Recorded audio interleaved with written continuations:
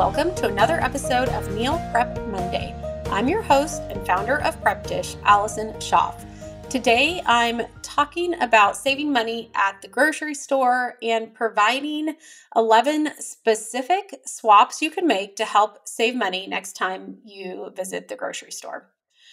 Okay, so the first one is swapping packaged snack foods.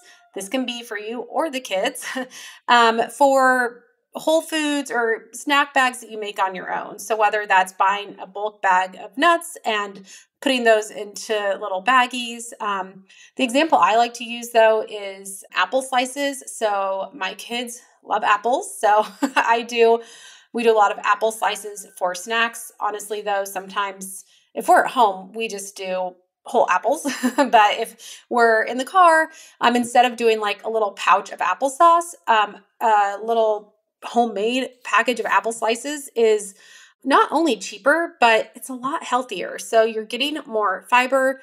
There's a lot more chewing that happens. So I'm planning, I don't know when it's going to air. I know what I want to talk about. I haven't done all the research on the importance of chewing our food and how important that is for jaw development, for properly absorbing nutrients, all of these different things. But a tangent as to why, doing homemade little snack bags versus packaged snack foods, it also saves money, which is today's topic. So more to come on that. Another swap is changing out ground meat for beans.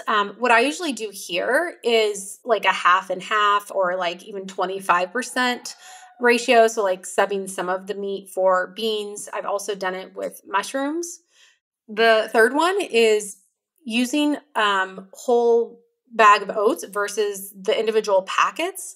That's something I hadn't really priced out for a long time, but I usually buy, even when we travel, like a big bag of oats, and I was looking into getting little individual baggies and was just shocked at the price difference in buying one big thing. And especially for my family, because I'm usually making oatmeal for all of us, it just makes so much more sense from both a nutritional aspect as well as a budget perspective to buy a whole bag of oats. Number 4 is with fish and seafood. So this also, this one would be if you are a Prep Dish subscriber and you see, a different, like for example, halibut on the menu, and you go to your store and halibut is really expensive. Know that like swapping out proteins is usually pretty darn interchangeable. So especially like any white fish, you can swap out for another white fish. The thing to keep in mind when you go to cook that is cooking times, like the amount of time it needs to cook. If you have a really thin fish, like maybe a tilapia or something like that, it's going to cook a lot faster than a halibut. So what I do in that case, just do a quick Google and see, cooking time and use a thermometer and everything. I do tend to try and do like white for white, and like trout and salmon can be interchanged. It does change the flavors a little bit, like it may not go as well with the recipe, but I've never found a case where it's just like, this just doesn't work. So, if it calls for salmon and it's not a budget thing, it's more like, hey, I don't like salmon. You can definitely do the subs that way. And if you're a Prep Dish subscriber, all of our newsletters, we always give ideas on substitutions that you can do each week for the meal plans. But definitely if you're looking out from a budget perspective, know that the fish in the plans, or if you're using recipes, usually pretty simple to just swap those out for other fish. I've also found that if you go to a fish counter, the guy that works there, talk to them, ask if they have recommendations, and say that you're looking for, specifically a budget-friendly swap. Okay. And then ground meat, I know we already talked about subbing that with beans, but another idea with ground meat is to just sub it out with other types of ground meat.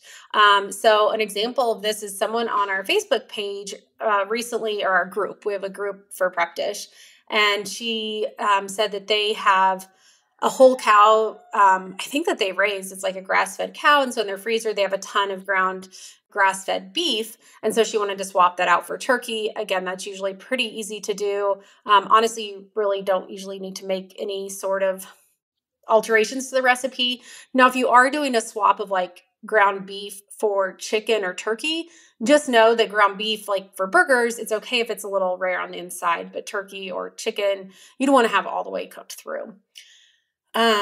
Okay, so for steaks, often I give the swap of doing steaks for ground meat. But again, going back to that episode, the upcoming episode on the importance of chewing, I would encourage you to maybe also with steaks, sometimes I just swap it out for a smaller amount. I find for me, I actually, because you're chewing so much with the steak, I don't love a big amount. So I would rather just do a smaller amount to save money versus, cutting it out and using ground meat. Another idea is to do portobello mushrooms. Again, you could do 50-50, like do half portobello mushrooms, half steak, or, have a veggie meal and do portobello mushrooms instead of the steaks to save some money. Okay, seventh idea is making homemade salad dressings. This is another shout out to the Prep Dish meal plans, but we do salad dressings. This is just something I really like to get the message out about because they are so easy to make and they're so much healthier than what you buy at the store. I was recently traveling and trying to buy a salad dressing that didn't have canola oil. It was really hard to find, and it's so easy to just do, olive oil and balsamic vinegar is kind of like the go-to, but from there, we have a salad dressing handout. I wonder. Anyway, I'm trying to think. I have all these like really delicious salad dressing things. Maybe if you follow on Instagram, you can shoot me a message there and I can probably send it to you pretty easily. I may regret saying that, but we might have a blog post on it too. So I'll link that in the show notes. But homemade salad dressings, huge fan for both the taste and nutrition aspects. And of course, budget. Like it's way cheaper to make your homemade salad dressing. Okay. Number 8 swap idea. So shrimp, not even necessarily swapping it for something else, but buying it when it's on sale, especially if you're buying frozen. And this goes for anything that's frozen. If you see that the frozen wild caught salmon is on sale, or you're at Costco or something like that where it's significantly cheaper, if you're buying it frozen, buy it then and use it later, or double or triple the amount you need just because it's on sale. Because when it's frozen, it'll stay in your freezer for 3 to 6 plus months. So kind of stock up when you do see items like that are on sale. Okay, number 9 swap that you can make is buying ugly fruit and vegetables. So what I mean by this is there's a few different companies out there now where you can specifically buy the items that would normally just be tossed. And I love that people are doing this because in the past, if there was a misshapen fruit, they would just toss it because it wasn't beautiful enough to make it to the grocery store. So now there's services. Imperfect Foods is the one I use because that's the one that's they deliver to where I live. I believe they were recently bought out by Misfit Foods. I'll try and see, and in the show notes include a link for a discount to sign up for Imperfect. I think I still shop through Imperfect, so I don't think it's officially been taken over by Misfits just yet, but if it changes, that's why. If the link isn't in there, that's another one where you could shoot me a message either in our Facebook group or on Instagram, and I'll try and get you a discount for your first purchase if you want to buy that.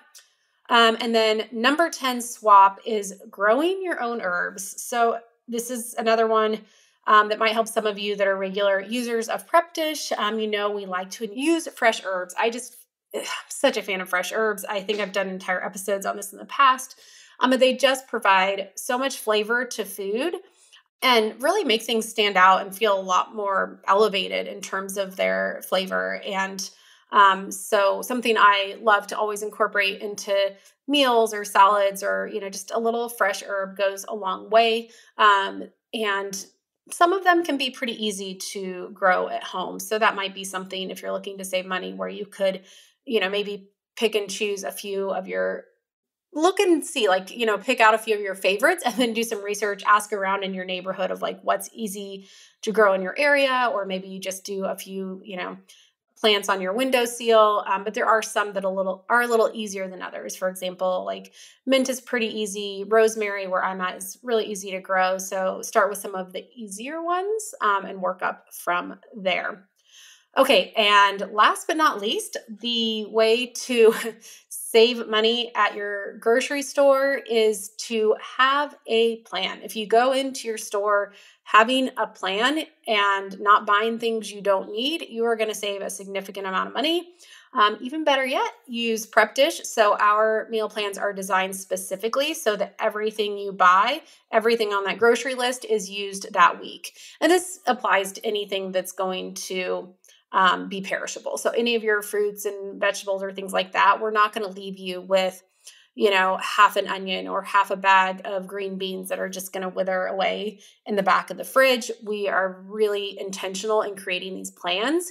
We actually don't have a software or anything like that that designs the plans. They're all done by humans, so that they're very thoughtfully put together to really provide, variety of flavors, of nutrition, of taste, but also to be very thoughtful in using up all of those groceries and, saving you money at the grocery store and kind of being that like well thought out designed plan. And if you haven't tried it out, you can head to prepdish.com/MPM. Give us a try for 2 weeks for free, see how it works for you. I'd encourage you to compare the, grocery bill of using the Prep Dish plans versus what you were spending on groceries before. And also comparing that to, or keeping in mind that maybe you were eating out a little bit before using the meal plans. And also knowing that over time, as you use the plans, you'll start using a lot of the same pantry items. So maybe in the beginning, you buy a few more pantry items, but then as you stock your pantry with staples that we use on the meal plans a lot, your grocery bills will go down over time as well. And again, all of these 10 tips that I listed earlier can definitely be used and incorporated if you are using the meal plans or not. If you have any takeaways, thoughts, would love to hear from you which of these tips you plan to incorporate. Maybe some you're already using. I'm at Prep Dish on Instagram, or you can always post a message in our Facebook group. If you want to join our Facebook group, all are welcome there. It's linked in the show notes.